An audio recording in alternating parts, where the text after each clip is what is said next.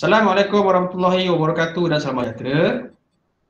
Okay, pelajar, pada hari ini kita akan belajar satu lagi subtopik dalam bab 2, iaitu mengenal pasti asas teknologi yang sesuai dengan kehendak reka bentuk produk. Okey, boleh rujuk buku teks muka surat 47. Okay, sebenarnya untuk tajuk ini saya dah terangkan pada PDPR yang lepas.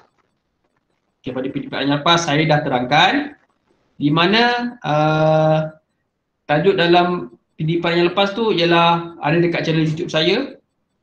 Okey, iaitu kenal pasti asas teknologi, merancang konsep, elemen dan prinsip reka bentuk dan menghasilkan lakaran. Okey. Lepas ini saya akan berikan link dan kamu akan lihat semula penerangan yang saya berikan. Okay, tak perlu saya ulang. Okey, baiklah. Untuk hari ini kita akan teruskan tentang kaedah bagi membuat dokumentasi bagi bab 2. Di mana yang lepas kamu telah menyiapkan dokumentasi bagi project brief dan juga aplikasi project brief dalam bentuk jadual. Jadi untuk hari ini kita akan teruskan dengan gabungan penentuan teknologi di mana kamu boleh menyalin dalam kertas A4 ataupun testpad, dan jika kamu mempunyai kemudahan printer, kamu boleh print. Okey. Jika kamu salin, minta salin dalam satu muka surat lah. Salin ni dalam satu muka surat jika muat. Okey.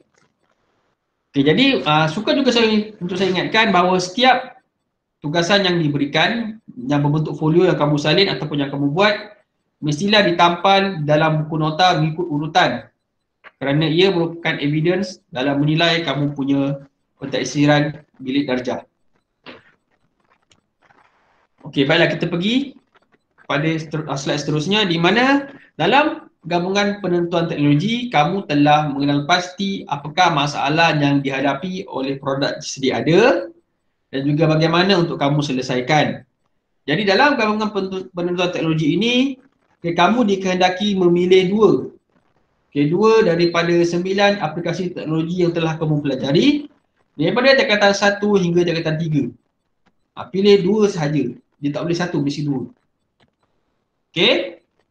Di mana sekiranya kamu telah memilih bentuk teknologi yang kamu gunakan, jadi kamu akan isilah. Kamu akan buat seperti yang saya tunjukkan ini, di mana saya telah memilih gabungan reka bentuk apa dan juga reka bentuk apa yang untuk digabungkan dalam penghasilan. Okey, ini ialah kamu punya nama produk.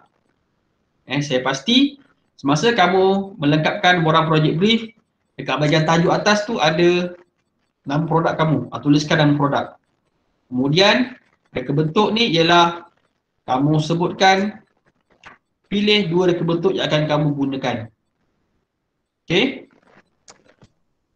Tetapi dalam buku teks untuk projek pengilat kasut, dia menggabungkan antara reka bentuk mechanical dan juga reka bentuk elektrik. Itu kat dalam buku teks lah. Okey. Kemudian setelah kamu lengkapkan 2.1, lengkapkan 2.2, di mana reka bentuk yang kamu pilih ada 2 itu telah dipilih kerana sebab apa dipilih? Kamu pilih produk itu kerana apa? Okey, katakan kalau kamu ambil tema minuman panas. Jadi telah dipilih kerana ia dapat menyejukkan minuman ataupun makanan yang panas sebelum dimakan. Itu contoh. Kalau kamu ambil tema beg, dipilih kerana beg yang akan dihasilkan ia dapat menahan beban yang banyak ataupun tidak rosak apabila terkena air. Itu contoh. Ikut kamu punya tema. Okey. Setelah selesai buat 2.2, kita teruskan dengan 2.3. Apakah fungsi teknologi yang kamu pilih itu? Kalau kamu pilih contoh dalam buku teks, dia gunakan reka bentuk mechanical. Di mana pengilat kasut dia menggunakan reka bentuk mechanical. Jadi fungsi dia ialah gear yang digunakan di dalam reka bentuk mekanik. Gear yang digunakan akan bersambung dengan motor dan membolehkan span pusing apabila motor dihidupkan. Itu contoh. Dalam konteks dia menggunakan reka bentuk elektrik, di mana bateri menghidupkan motor bagi memusingkan span. Itu fungsi teknologi. Ya, untuk kamu punya fungsi teknologi, ikut yang kamu buat lah, yang kamu cadangan nak buat macam mana. Okay, setelah itu, dia teruskan dengan kekuatan dan juga kelemahan. Okay, dalam buku teks pun ada, di mana aplikasi teknologi itu ada dua teknologi yang kamu pilih. Mereka bentuk apa? Komponen, apa komponen yang terlibat? Kemudian dari segi kekuatan dan juga kelemahan. Komponen yang kamu gunakan dan juga kelemahan komponen yang kamu gunakan. Okay, dalam buku teks, sebagai contoh, dia membuat aplikasi teknologi dia ialah reka bentuk mekanikal. Jadi komponen dia ialah gear. Kekuatan dia, gear akan berpusing apabila motor berpusing bagi menggerakkan span. Okay. Tetapi kelemahan, gear yang digunakan sukar untuk didapati ataupun sukar untuk dibeli. Itu contohnya. Okay. Kalau contoh yang kedua, reka bentuk elektrik. Okay, jadi komponen elektrik apa dia? Akan tekan motor. Okay, apakah kekuatan motor tersebut? Apakah kelemahan motor tersebut? Contohnya kalau kelemahan motor tersebut akan rosak jika terkena dengan air. Jadi kat sini kamu nyatakan. Okay. Kalau kamu punya produk tu ada, katakan ada berapa kan, kamu buatlah yang sesuai. Okay. Setelah kamu siap 2.4, kita akan teruskan dengan bab 3 iaitu perancangan konsep. Di mana dalam bab 3 perancangan konsep ni, ini dia punya dokumen dia. Dia boleh salin dalam kertas A4 atau test pad. Bagi yang ada printer, boleh print lah. Okay. Kemudian, macam mana nak buat? Okay, saya telah memilih konsep apa. Okay, nanti saya akan berikan link penerangan pada PDPR saya yang lepas. Kamu tengok semula. Dalam tu ada dua konsep.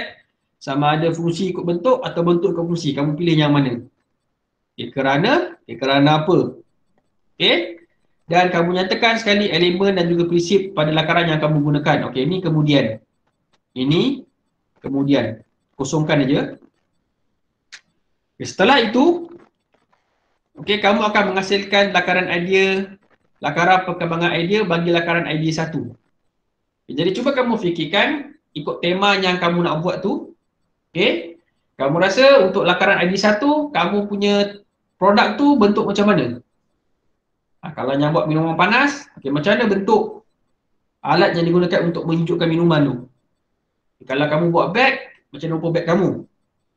Kalau kamu buat penyangkut kunci, macam mana rupa penyangkut kunci yang kamu nak buat. Kalau kamu buat apa lagi tu minuman panas, kotak menyimpan barang. So macam mana rupa kotak tu? Di mana lakaran tersebut mestilah dalam menggunakan teknik lakaran oblik atau isometrik atau perspektif. Yang penting bentuk 3D. Dalam contoh yang saya tunjukkan ni, inilah lakaran isometrik. Nanti saya akan berikan juga link untuk kamu praktis lakaran ni sebelum kamu buat lakaran 1. Praktis dulu kat tempat lain. Konsep dia. Kemudian dalam lakaran, setelah siap lakaran ni, kamu warnakan. Warnakan dan kamu labelkan.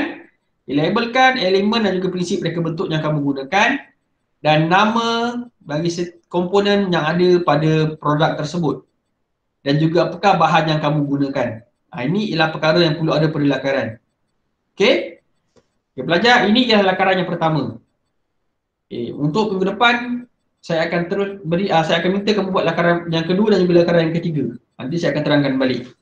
Jadi untuk lakaran yang pertama ni, kamu pergi cari bahan, maksudnya cari maklumat.